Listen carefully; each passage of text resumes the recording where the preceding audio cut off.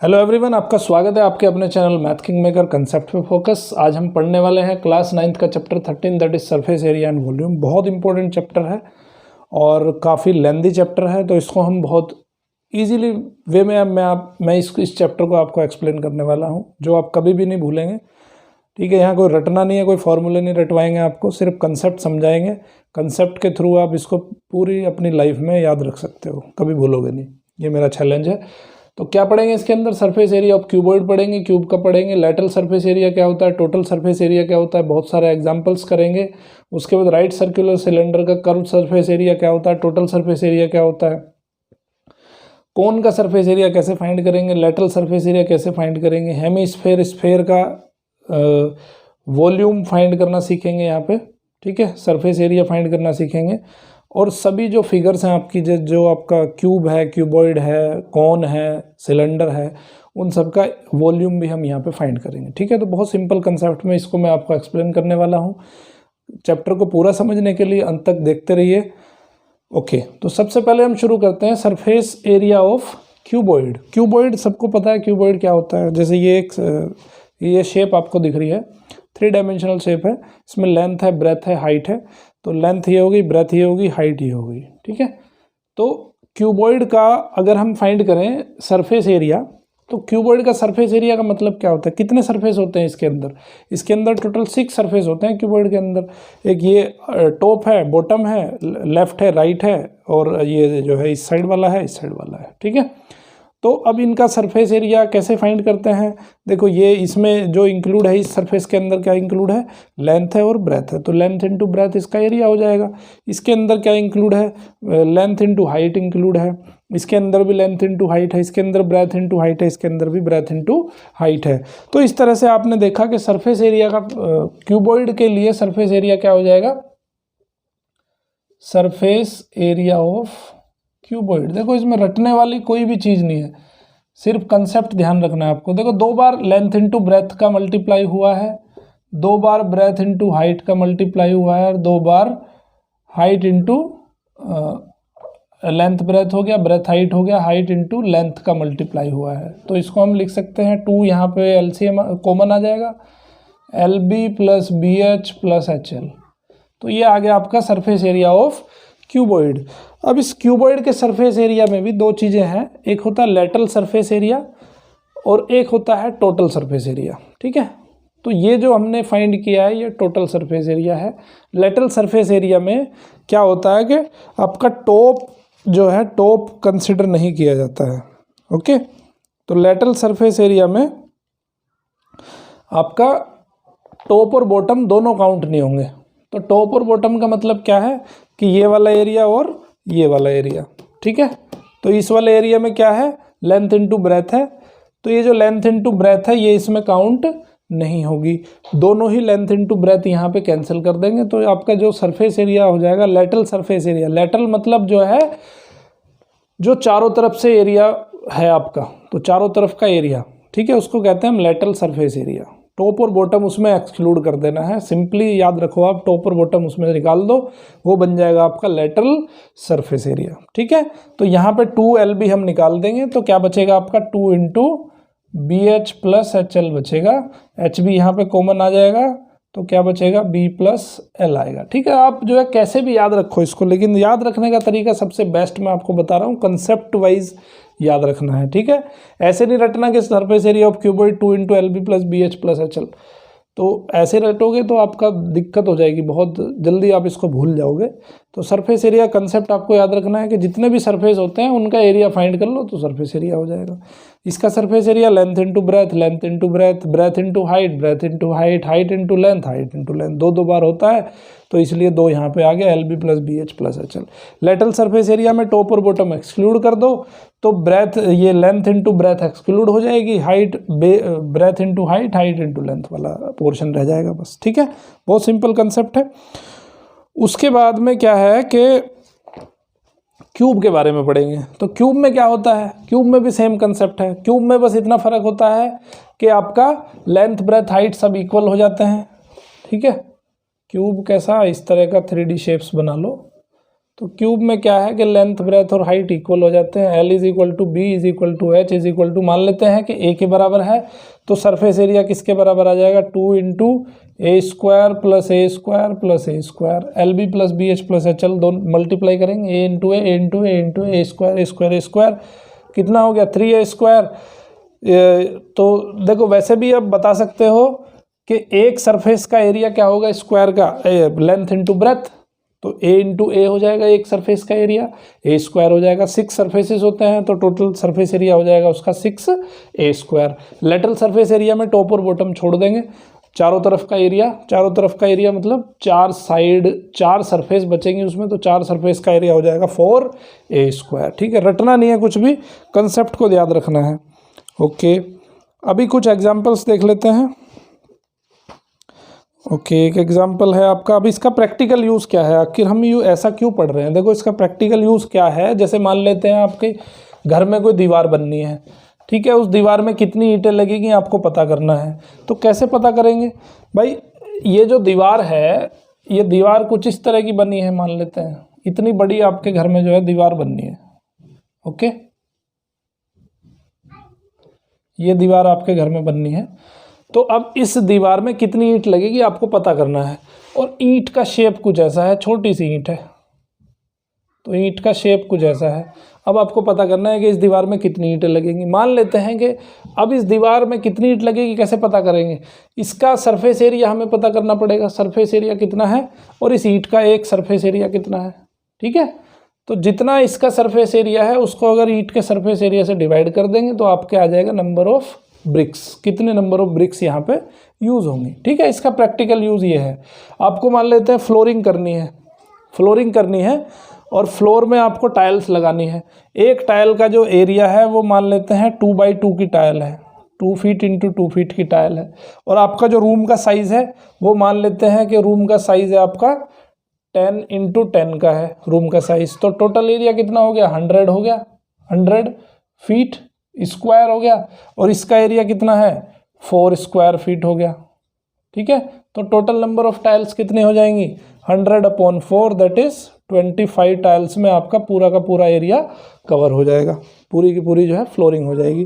तो ये इनके प्रैक्टिकल यूजेस हैं, क्यों पढ़ रहे हैं हम ये भी हमें समझना बहुत ज़रूरी है।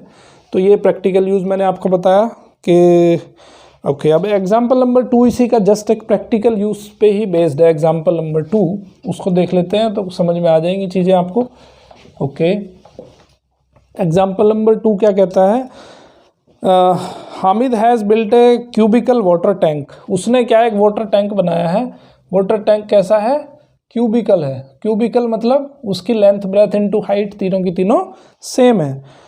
Water tank with lid for his house with each outer edge 1.5 metre long. ठीक है, ओके। अब उस क्यूबिकल जो उसने वाटर टैंक बनाया उसका एज कितना है, 1.5 मीटर लॉन्ग है। तो इसका एज है आपका 1.5 मीटर, ये 1.5 मीटर है, ये भी 1.5 मीटर है। और इसका जो ब्रेथ लेंथ ब्रेथ हाइट तीनों की तीनों मिला के कितनी है, 1.5 मीटर। अब इसको सेंटीमीटर में कन्वर्ट करोगे तो 1.5 मीटर का सेंटीमीटर कितना हो जाएगा, 100 से मल्टीप्लाई करोगे इसको तो 150 सेंटीमीटर, 150 सेंटीमीटर भी लिख सकते हो। Okay, he gets the outer surface of the tank excluding the base covered with square tiles of side 25 centimetre. Okay, अब इसको वाटर टैंक बनाना है तो वाटर टैंक में क्या है कि उसको he gets the outer surface of the tank excluding the base covered with square tiles of 25 centimetre.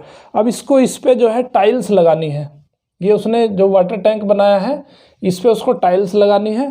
तो टाइल्स का जो एरिया है, टाइल का जो डायमेंशन है, तो टाइल्स का डायमेंशन दिया है उसने कितना, square tiles of 25 into 25 centimetre square. ठीक है, ये उसका डायमेंशन है। ये उसकी जो है एरिया कितना हो जाएगा, 1 टाइल एरिया निकाल लो, 1 tile area is equal to हो जाएगा 25 into 25 that is 625 centimetre square. ठीक है, अब क्यूबिकल सरफेस, ये जो आपकी क्यूबिकल जो उसने बनाई है वाटर टैंक, उस क्यूबिकल वाटर टैंक का हम एरिया निकाल लेंगे। अब उसको क्या करना है कि बॉटम में देखो, जब क्यूबिकल वाटर टैंक बनेगा तो एक तो छत पे लगेगी, वो टाइल्स साइड में लगेगी, तो नीचे वाला जो बॉटम होगा वो बॉटम आपके में टाइल नहीं लगानी है उसको। उसने दिया है he gets the outer surface of the tank excluding the base, base exclude रहेगा, बेस में उसको टाइल नहीं लगानी है। तो टोटल कितने सरफेस हो गए आपके जिसमें टाइल लगेंगी? टोटल हो गए 5 सरफेस। 6 सरफेस में से एक सरफेस को एक्सक्लूड छोड़ना है, ठीक है।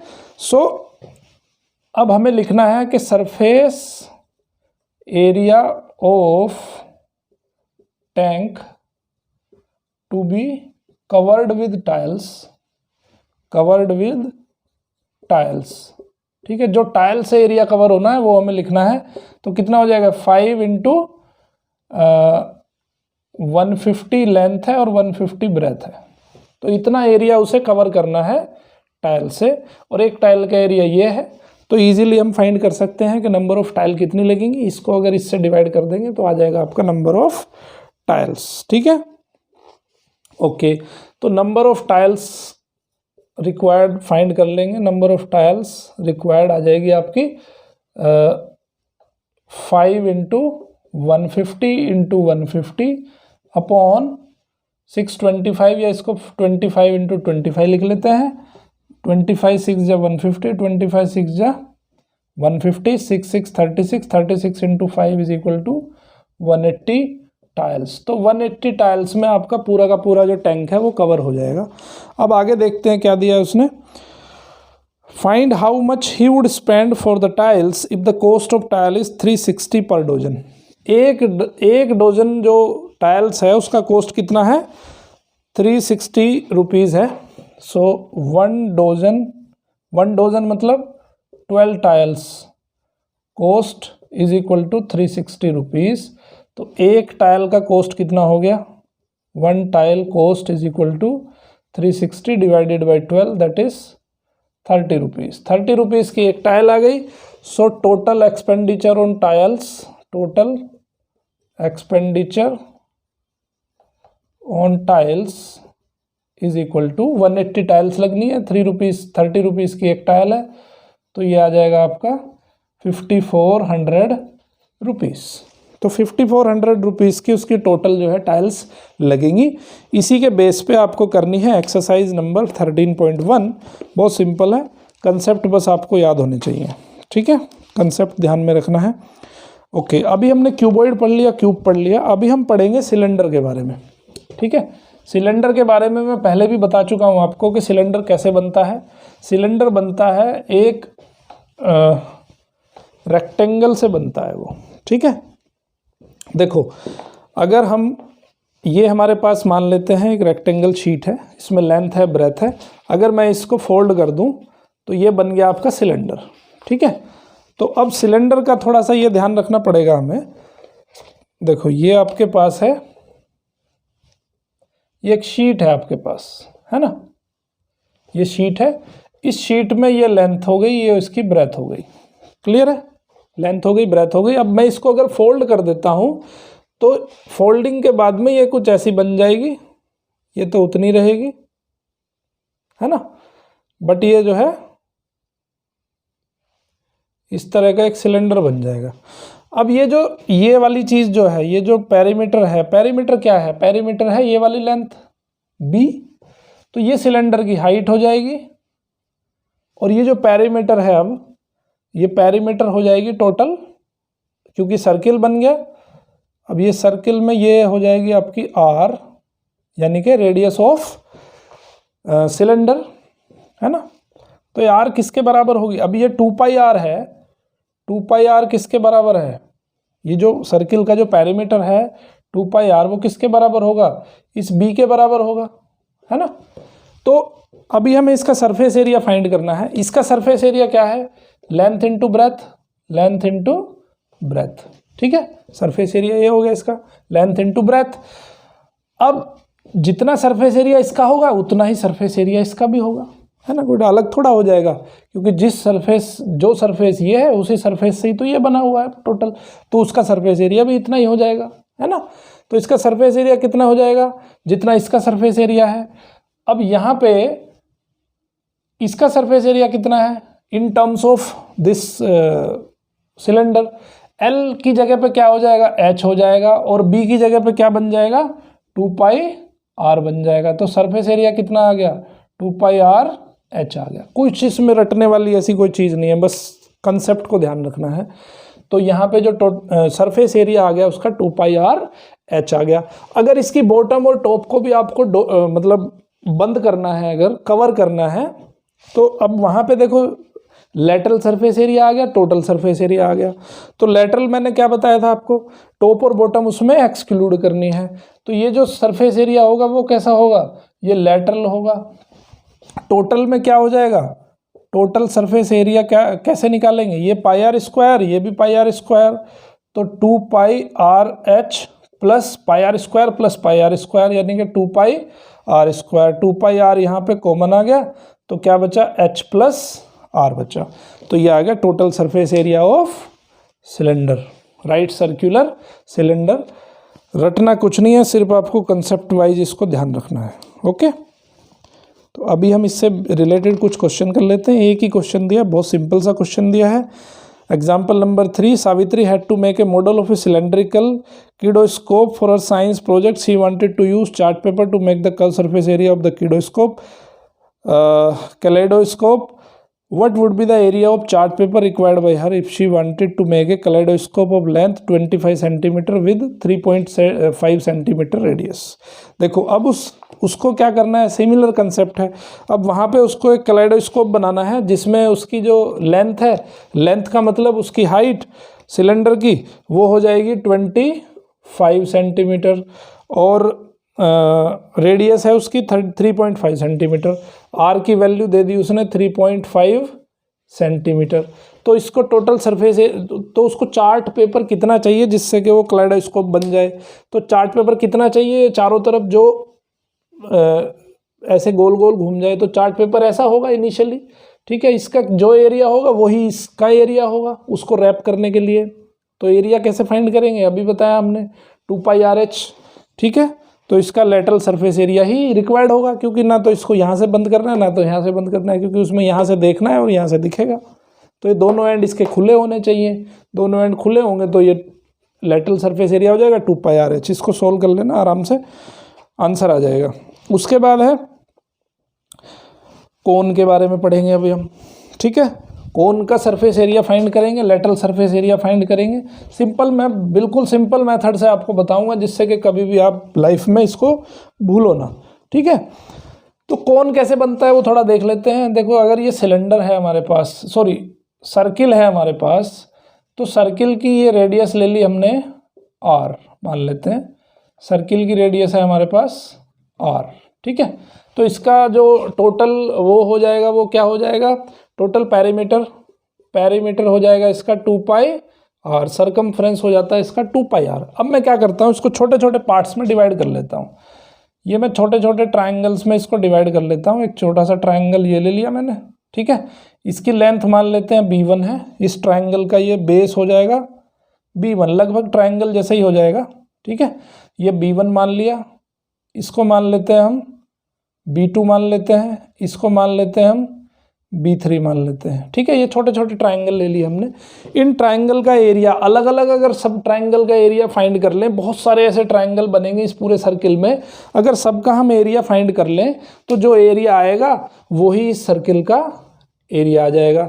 और इससे क्या है, इससे बनेंगे आपके कोन। देखो छोटा छोटा जो ट्रायंगल है, अगर इस ट्रायंगल को निकाल के हम एक शेप बना दें, कैसी, इनको सबको कॉर्नर से यहाँ पे जॉइंट कर दें तो ऐसी एक शेप बनेगी, ठीक है। ऐसी एक शेप बन जाएगी।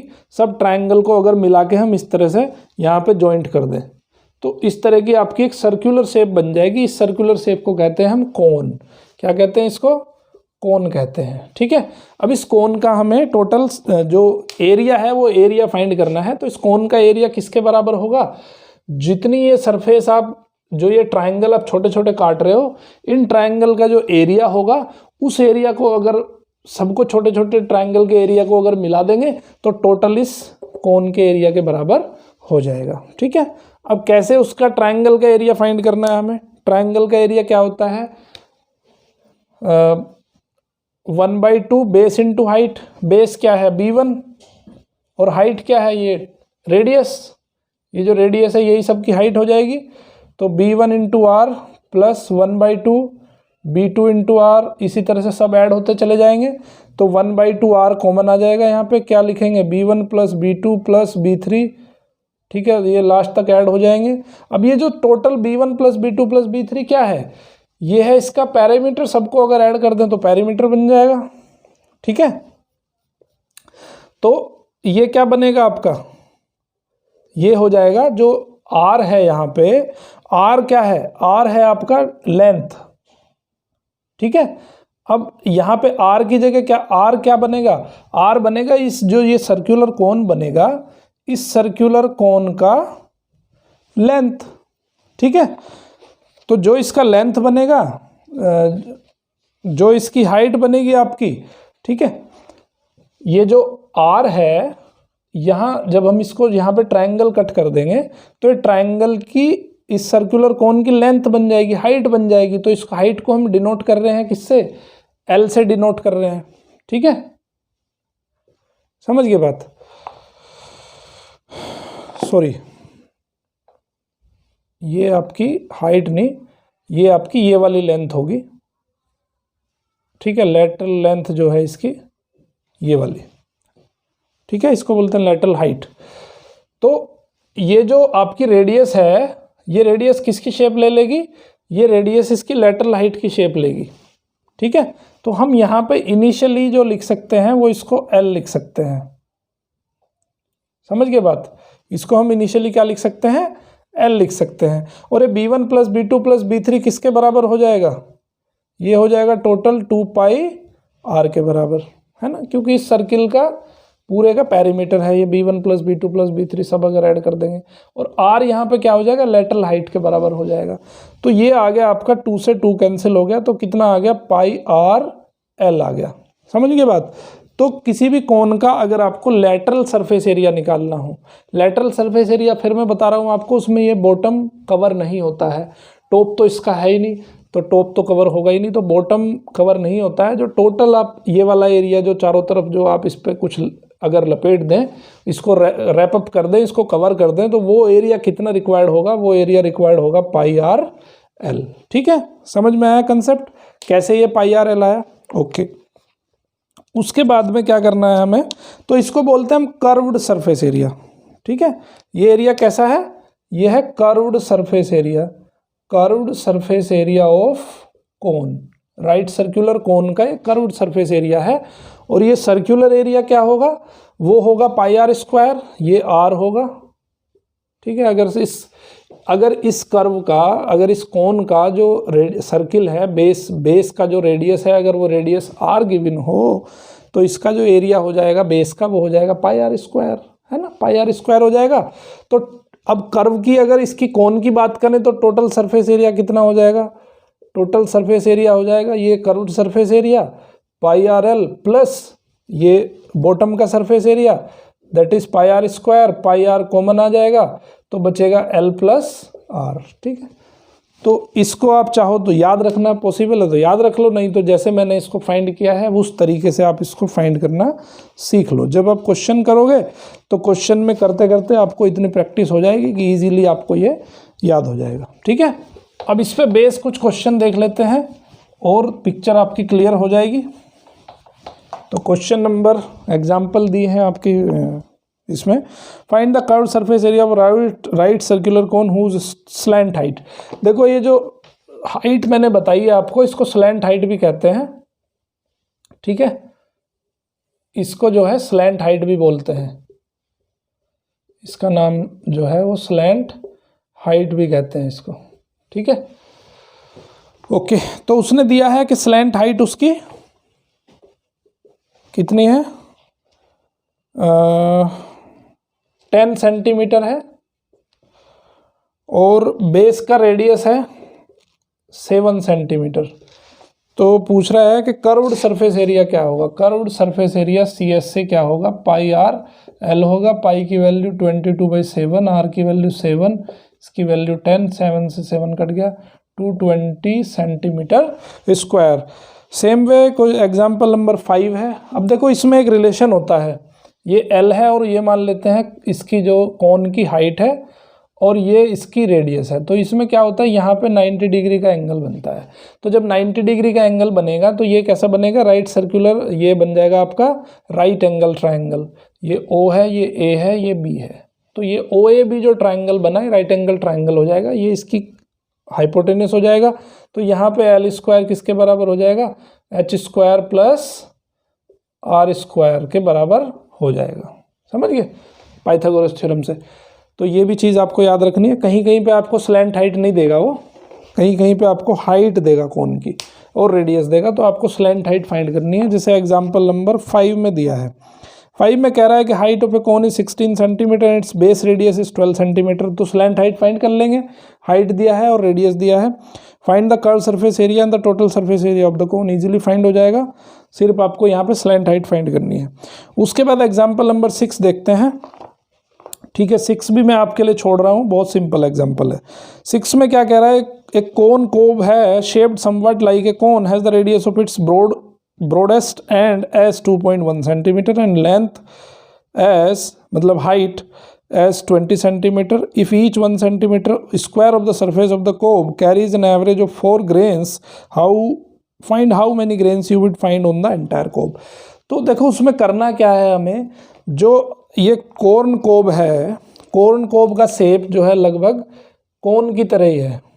ठीक है, तो यहाँ से देखो जो उसके दाने होते हैं कॉर्न कोब के ऊपर, कोन जो होते हैं, कोन जो है यहीं पे होंगे, बस सरफेस पे ही होंगे, है ना, बॉटम पे तो होंगे नहीं। तो यहाँ पे कोन नहीं होते हैं बॉटम पे। तो हमें क्या करना है कि सबसे पहले इसका कोन का पूरा सरफेस एरिया फाइंड कर लो। जो कर्व्ड सरफेस एरिया है उसी में कोन लगे होते हैं, है ना। तो वो कह रहा है, तो मान लेते हैं कि इसका टोटल जो कर्व्ड सरफेस एरिया आ जाएगा, मैं लिख देता हूँ आपको। कर्व्ड सरफेस एरिया आ गया इसका 132.73 सेंटीमीटर स्क्वायर। अब वो कह रहा है कि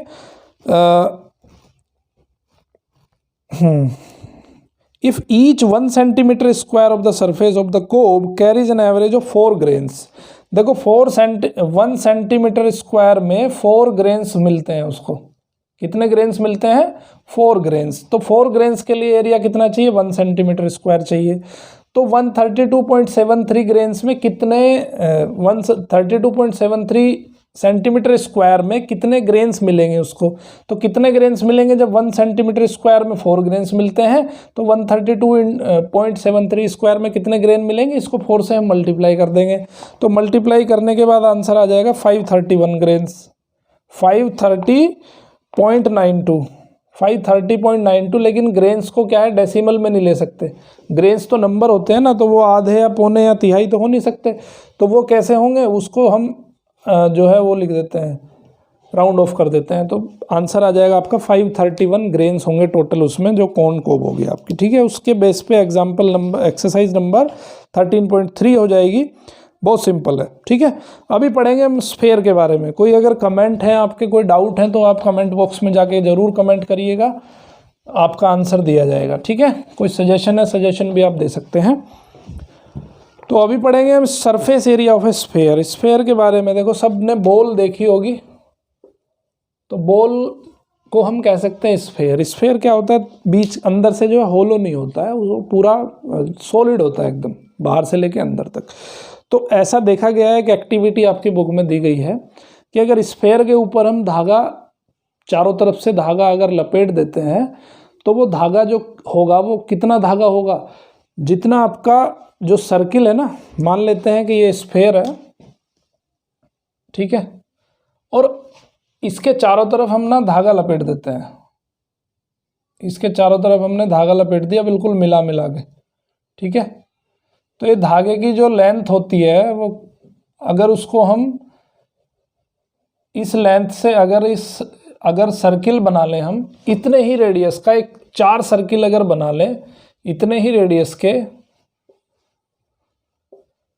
तो जितना धागा इस पे चारों तरफ हमने लिपेटा है, अगर उस धागे से इन सर्किल को कवर करेंगे हम, तो ऐसे ऐसे 4 सर्किल कवर हो जाएंगे। ठीक है, ऐसा देखा गया है। तो इसका मतलब क्या है कि जितना इसका सरफेस एरिया है, स्फेयर का जो सरफेस एरिया है, वो 4 सर्किल के एरिया के बराबर होता है।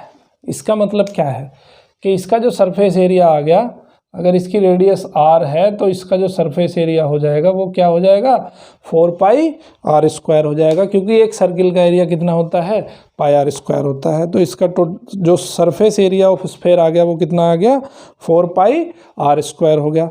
अब हेमीस्फेयर का सरफेस एरिया कितना होगा, हेमीस्फेयर का मतलब क्या है कि इसको अगर कट करके इसमें से 2 बना दें हम, तो 2 बना देंगे तो उसमें क्या होगा, अगर इस तरह से हमने 2 हेमीस्फेयर बना दिए एक में से कट करके, तो इसमें इस केस में क्या होगा वो थोड़ा देख लेते हैं। मान लेते हैं इसकी रेडियस r है, तो देखो एक कर्व्ड सरफेस एरिया, इसका जो CSA होगा, कर्व्ड सरफेस एरिया तो आधा हो जाएगा, 4 पाई r स्क्वायर था तो कितना हो जाएगा, 2 पाई r स्क्वायर। ठीक है, लेकिन ये बेस का भी तो एरिया रहेगा, बेस का एरिया कितना हो जाएगा, पाई r स्क्वायर, क्योंकि ये तो सर्कुलर रहेगा बेस तो इसका।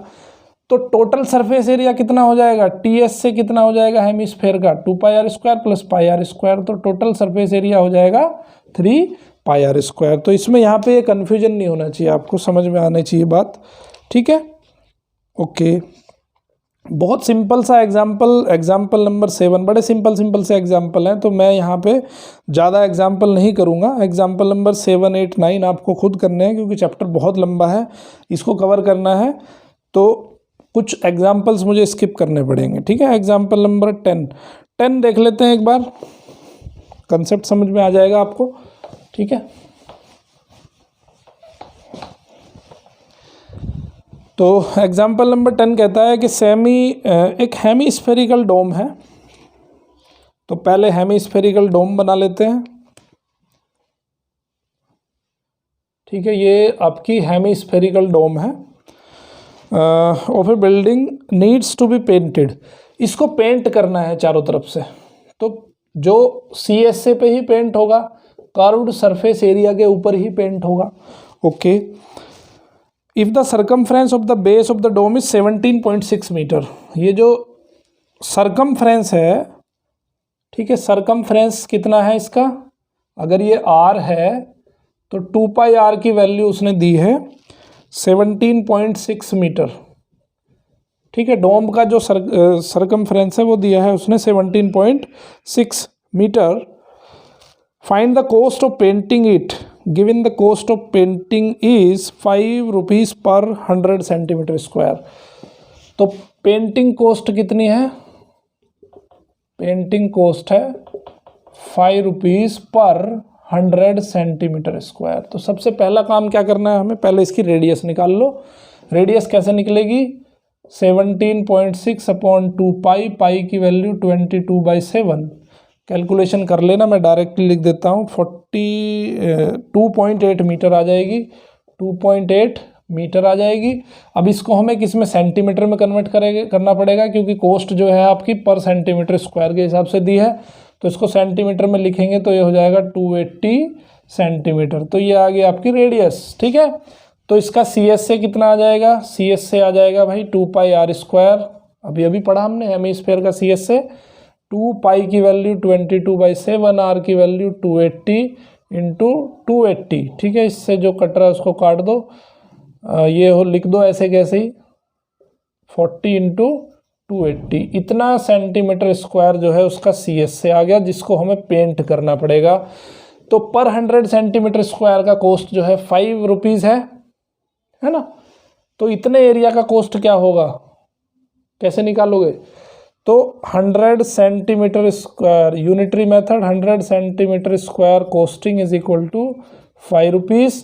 तो 44 into 40 into 280 centimetre square costing is equal to 5/100 into इतना 44 इंटू 40 इंटू 280। 2 जीरो से 2 जीरो कैंसिल हो गई, 4 5 या 20 इंटू 44 इंटू 28। ठीक है, तो ये आ जाएगा 560 इंटू 44, दोनों को मल्टीप्लाई करोगे, मल्टीप्लाई करने के बाद आ जाएगा 24640 रुपीज़। तो उस डोम को जो पेंट करने का कॉस्ट लगेगा वो लगेगा 24640। तो ये इन सब चीज़ों के प्रैक्टिकल यूज़ हैं, इनका प्रैक्टिकल यूज़ समझना बहुत ज़रूरी है। कोई भी टॉपिक पढ़ रहे हो तो प्रैक्टिकल यूज़ समझना बहुत ज़रूरी है, ठीक है। कोई बिल्डिंग है आपके पास, सर्कुलर फैशन में दे दिया, उसको जो है स्फेरिकल कंसेप्ट में दे दिया, उसका CS से फाइंड करो तो उस पर पेंटिंग की कॉस्ट आपको पता चल जाएगी। एग्जाम्पल नंबर 13.4 इसी सिंपल कंसेप्ट पे आधारित है। पूरी एक्सरसाइज करना, कोई डाउट आते हैं तो कमेंट बॉक्स में जाके ज़रूर कमेंट करिए, आपके डाउट जो है क्लियर किए जाएंगे। ओके, अब हम फटाफट से पढ़ लेते हैं वॉल्यूम का कंसेप्ट। वॉल्यूम में क्या होता है कि जो बेस का एरिया होता है, वॉल्यूम का मतलब होता है कि जैसे मान लेते हैं क्यूबॉइड के बारे में अगर हमें पढ़ना है तो वॉल्यूम का मतलब है कि इसके अंदर कितनी क्वांटिटी है, कितनी क्वांटिटी ऑफ वाटर रखा जा सकता है, कितनी क्वांटिटी ऑफ एयर रखा जा सकता है, कोई भी लिक्विड इसमें कितनी क्वांटिटी में रखा जा सकता है, उसको नॉर्मली देखो जनरली हम वॉल्यूम कहते हैं, ठीक है। तो वॉल्यूम फाइंड करने का तरीका क्या है कि बेस का area, volume is equal to base area into height, ठीक है। अभी तक पढ़ रहे थे हम एरिया। एरिया में क्या होता है कि 2 डायमेंशनल होता है वो, और वॉल्यूम होता है आपका 3 डायमेंशनल। तो वॉल्यूम में हमेशा बेस का एरिया और हाइट को हम मल्टीप्लाई कर देंगे तो we can find out the volume. अब in case of cuboid base का जो एरिया होगा वो किसके बराबर होगा, देखो ये तो लेंथ हो गई, ये हो गई लेंथ, और ये हो गई ब्रेथ, ठीक है, और ये हो गई हाइट। समझ गए बात। तो ये लेंथ ब्रेथ इंटू हाइट, तो बेस का एरिया किसके बराबर होगा क्यूबॉइड के केस में, लेंथ इंटू ब्रेथ, और हाइट हो गई h। तो क्यूबॉइड का अगर हम वॉल्यूम फाइंड करें तो कितना आ जाएगा LBH। वहीं पे अगर क्यूब की बात करें तो LBH बराबर होंगे, तो A इंटू ए, तो क्यूब का एरिया जो आ जाएगा वो आ जाएगा, क्यूब का जो वॉल्यूम आ जाएगा वो कितना आ जाएगा, A क्यूब आ जाएगा, ठीक है।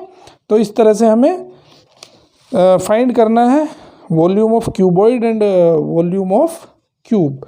अब इसका प्रैक्टिकल यूज़ क्या है, प्रैक्टिकल यूज़ वही है जो मैंने आपको बताया था। मान लेते हैं एक दीवार है आपके पास, उस दीवार की जो है विड्थ इतनी रखनी है, लेंथ इतनी रखनी है, हाइट इतनी बनानी है, तो कितनी उसमें ब्रिक्स लगेंगी। तो कैसे फाइंड करेंगे, सबसे पहले आप उस दीवार का वॉल्यूम फाइंड कर लो, दीवार का वॉल्यूम फाइंड कर लो, और जो आपके पास ब्रिक है, ब्रिक का जो एक ब्रिक का, एक सिंगल ईंट का जो वॉल्यूम है वो फाइंड कर लो, दोनों को डिवाइड कर दो एक दूसरे से, तो नंबर ऑफ ब्रिक्स आ जाएंगे आपके। बड़ा सिंपल है। उसी के बेस पे एग्जांपल नंबर 11 दिया गया है, तो उसको देख लेते हैं, समझ में आ जाएंगी चीज़ें। ओके, एग्जांपल नंबर 11 में क्या है कि वॉल ऑफ लेंथ, एक वॉल है जिसका लेंथ है 10 metre, was to be built across an open ground. The height of the wall is, height है उसकी 4 metre, thickness of the wall is, thickness यानी कि ब्रेथ ले लेते हैं उसको 24 सेंटीमीटर है। सबसे पहले इनको सेंटीमीटर में कन्वर्ट कर लो, तो 10 मीटर का हो जाएगा 1000 सेंटीमीटर, ये लेंथ हो गई, हाइट हो गई 400 सेंटीमीटर, और ब्रेथ हो गई आपकी 24 सेंटीमीटर। तो ये लेंथ ब्रेथ हाइट आ गई। If the wall is to be built up with the bricks, okay, if the wall is built up of the bricks whose dimension are, bricks dimension क्या दिया है उसने, ब्रिक्स डायमेंशन दिया है उसने 24 into 12 into 8 centimetre, ठीक है। तो ये वन ब्रिक्स का जो है वॉल्यूम आ गया, ये 1 ब्रिक वॉल्यूम आ गया। So number of bricks required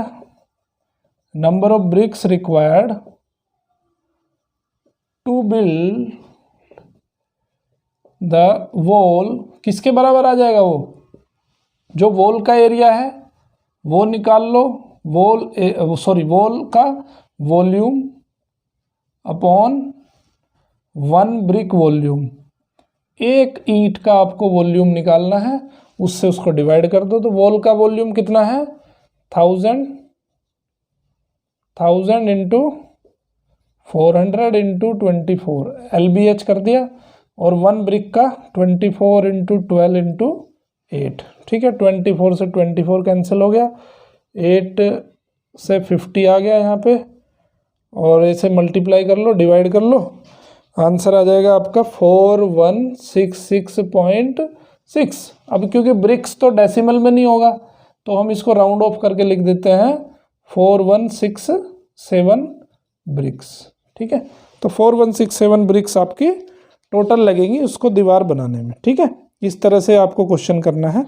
example number 12 भी इसी के कंसेप्ट पे बेस्ड है, उसमें क्यूब दे दिया बस आपको, तो उस एग्जाम्पल को भी इजीली कर लेंगे, आराम से हो जाएगा। ओके, अभी पढ़ेंगे हम volume of a cylinder.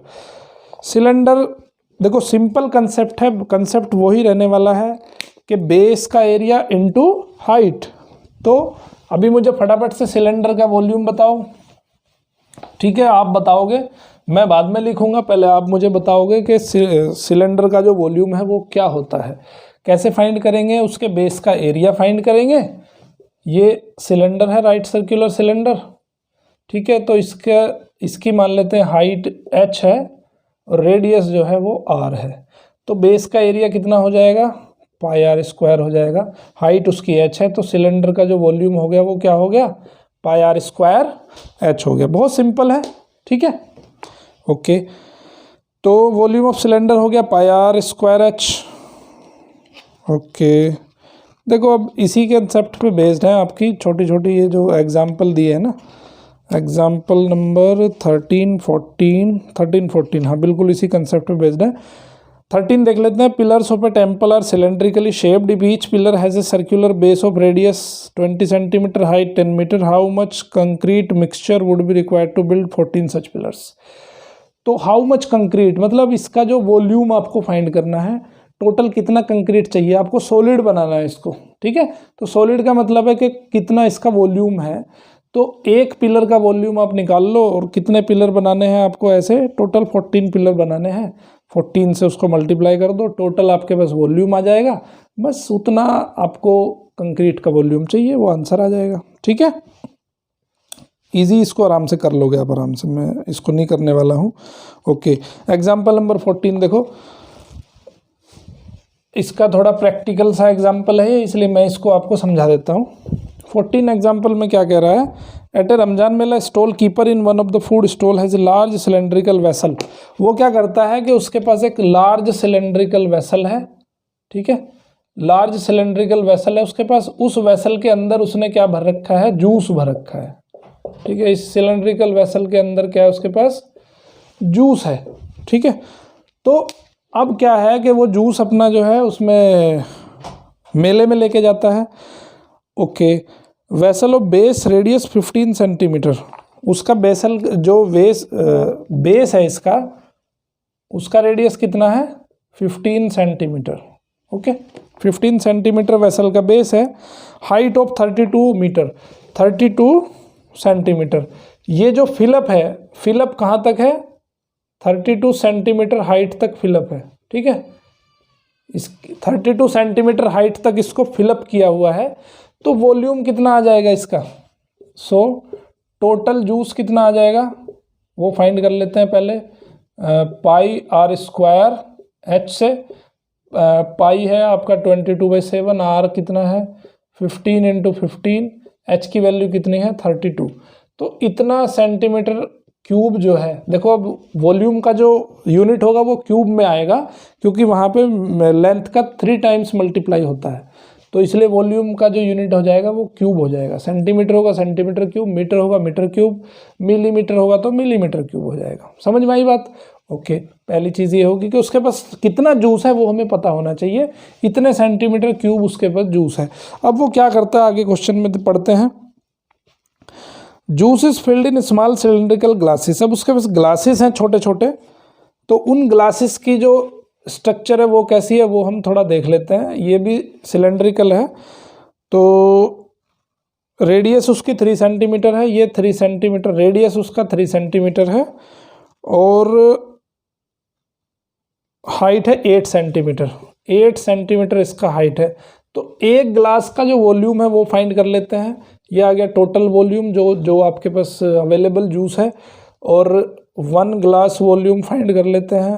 1 glass volume आ गया आपका pi are square h, pi की value 22/7 into r square, r कितना है 3 इंटू 3 और एच की वैल्यू है यहाँ पे 8।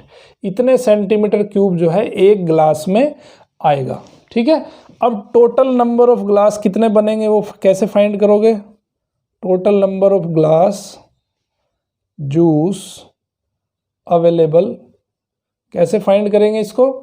जो टोटल जूस है आपका 22/7, 15 इंटू 15 इंटू 32, इसको डिवाइड करोगे इस जूस से जो एक ग्लास में जूस है, 3 इंटू 3 इंटू 8, इससे कैंसिल हो गया, 3 5 ज़ा 15, 3 5 ज़ा 15, 8 4 ज़ा 32, कितने हो गए 5 5 ज़ा 25, 100 ग्लास जो है वो जूस बन जाएंगे उस एक वेसल के अंदर से।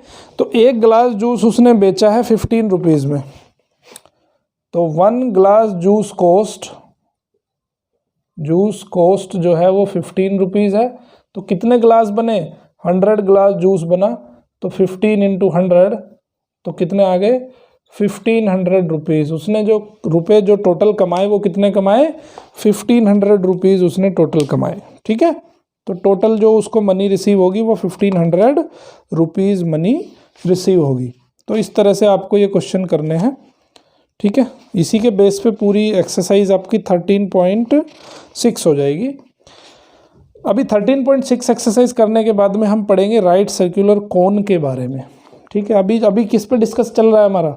अभी डिस्कस चल रहा है हमारा वॉल्यूम के बारे में। ठीक है, तो अभी राइट सर्कुलर कोन के वॉल्यूम के बारे में हम पढ़ने वाले हैं। तो उसका वॉल्यूम कैसे फाइंड करते हैं? देखो ये फाइंडिंग्स है आपकी, जो सिलेंडर है हमारा, सिलेंडर का जो वॉल्यूम पढ़ा हमने वो पढ़ा पाई आर स्क्वायर एच। ठीक है, इसका वॉल्यूम पढ़ा हमने पाई आर स्क्वायर एच। तो अगर एक कोन बनाए हम, उस कोन की हाइट जो है वो एच हाइट है, इस कोन की हाइट क्या है? एच हाइट है, और इस कोन की रेडियस भी आर रेडियस है। इस सर्किल की हाइट, इस सिलेंडर की हाइट एच है, और इसका जो बेस है सर्कुलर बेस, उसकी रेडियस आर है। ठीक है, बिल्कुल सिमिलर इसी के जैसा बना दिया हमने। अब अगर इस कोन के अंदर हम वाटर फिल करते हैं, तो इस कोन के अंदर अगर वाटर फिल करें तो इसके वाटर को अगर हम इस सिलेंडर में डाल देते हैं तो क्या होता है? तो ऐसा देखा गया है कि पहली बार अगर इसको फिल करते हैं तो यहाँ तक फिल हो जाता है, दूसरी बार फिल करते हैं यहाँ तक हो जाता है, और तीसरी बार फिल करते हैं तो टोटल फिल हो जाता है। इसका मतलब क्या है? इसका मतलब ये है कि इसका जो वॉल्यूम है, सिलेंडर का जो वॉल्यूम है, इसके वॉल्यूम का 3 टाइम्स है ना। या कह सकते हैं कि कोन का जो वॉल्यूम है वो सिलेंडर के वॉल्यूम का 1/3 है। तो इसका जो वॉल्यूम आ जाता है वो आ जाता है कितना? 1/3 pi are square H.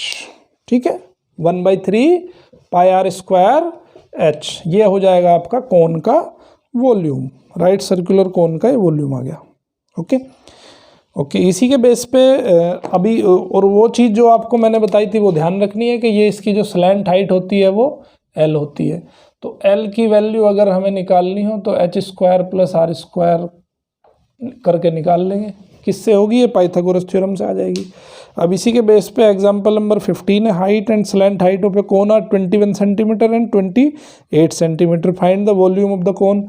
Volume किसके बराबर हो जाएगा? 1/3 पाई आर स्क्वायर एच। तो एच है नहीं आपके पास, तो एल और आर की हेल्प लेते हुए एच की वैल्यू फाइंड करनी है। ठीक है, सॉरी आर नहीं है आपके पास, एच और एल दिया है, तो आर फाइंड कर लो, इस फॉर्मूले में रख दो, सिंपल आंसर आ जाएगा।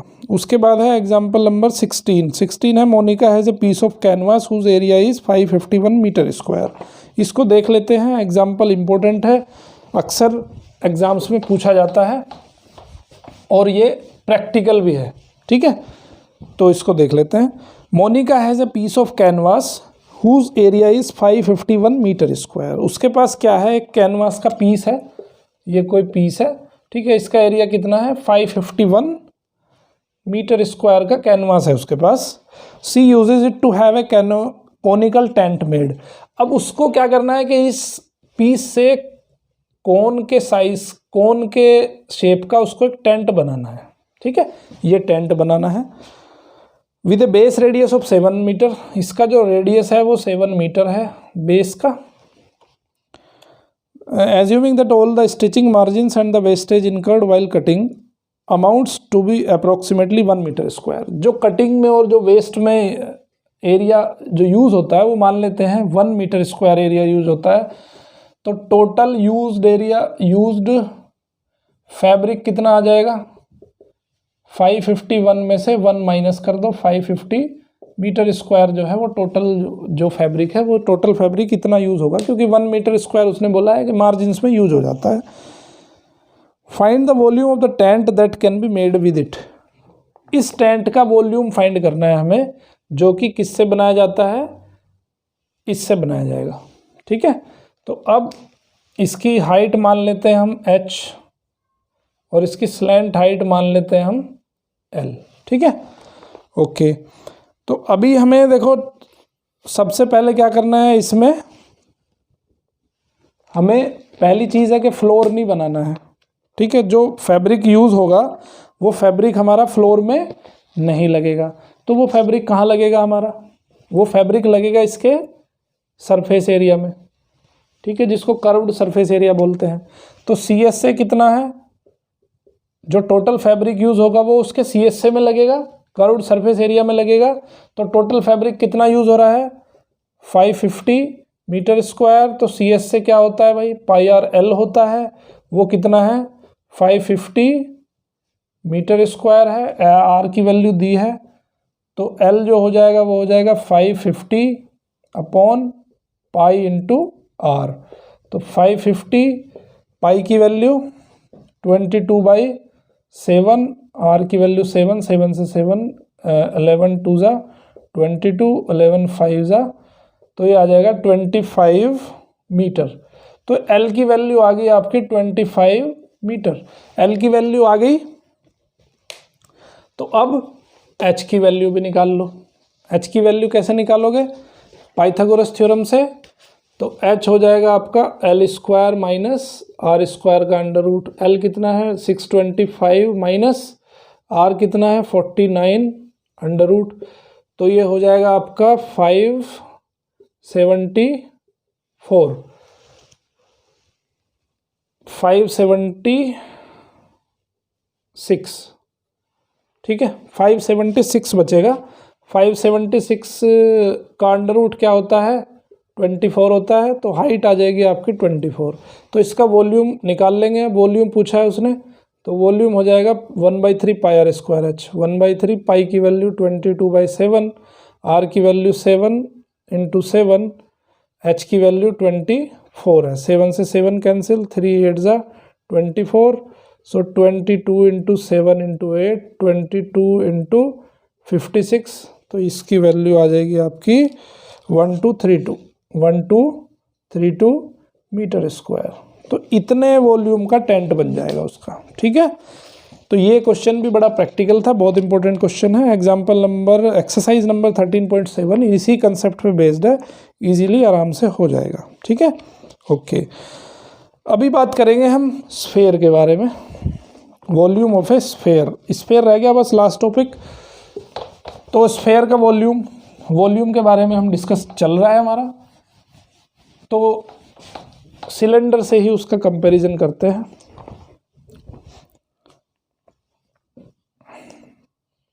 ओके, स्फेयर के बारे में सीखेंगे अब हम।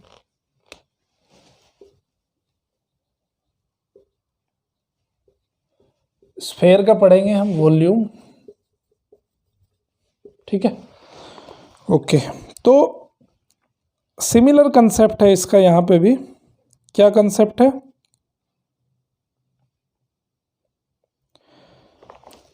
Volume of sphere is 4/3 pi are cube. ठीक है, ये भी इसी कंसेप्ट से आया है।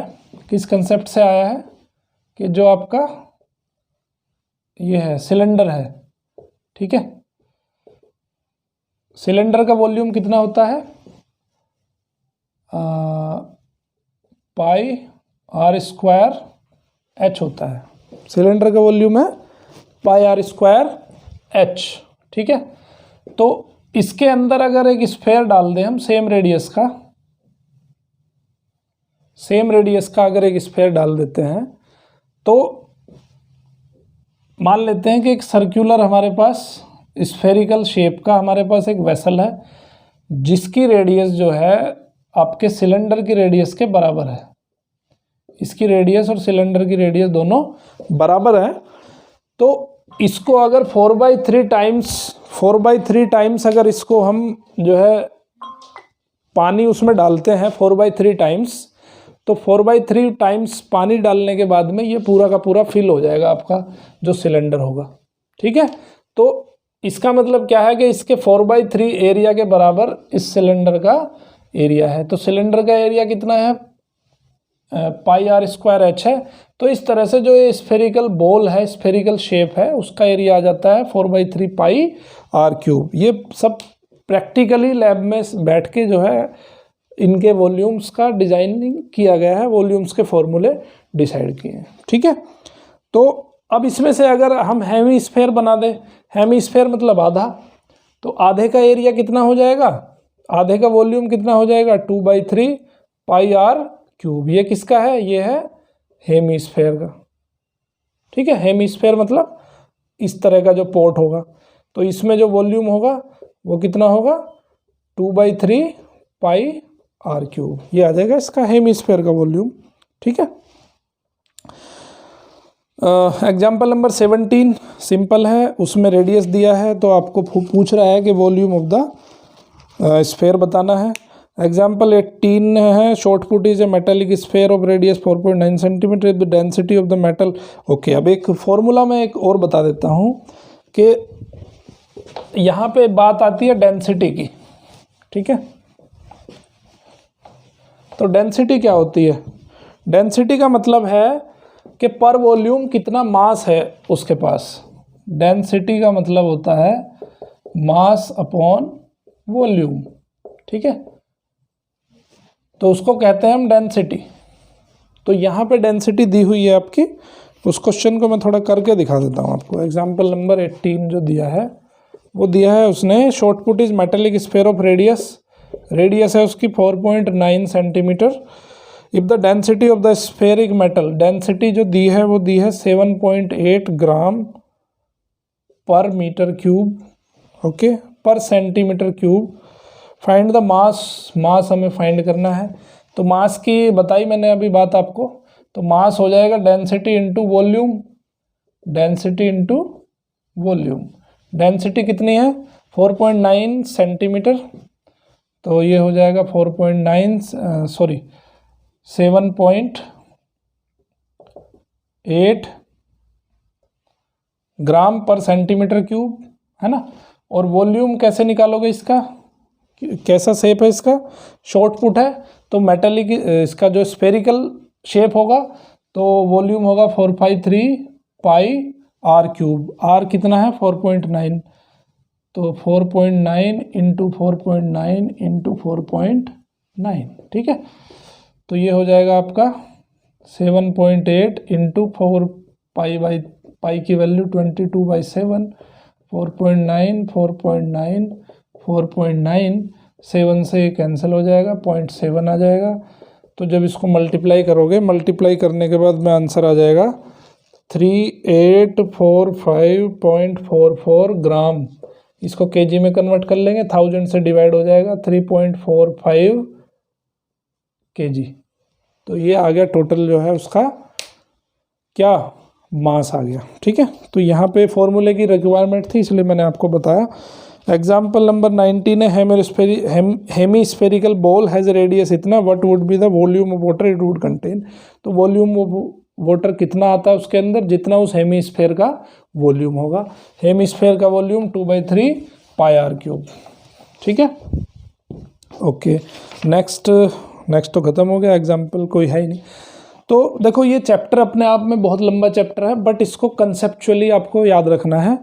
कोई भी इसमें रटने वाली चीज़ें नहीं है, रटना नहीं है इसको बिल्कुल भी, ठीक है। आई होप कि लेक्चर आपको पसंद आया होगा। लेक्चर को ज़रूर लाइक करें, शेयर करें, सब्सक्राइब करें बेल आइकन के साथ मैथ किंग मेकर को, जिससे कि आपको अर्ली नोटिफिकेशन मिल सके। देखते रहिए मैथ किंग मेकर। मिलते हैं आपसे नेक्स्ट लेक्चर में।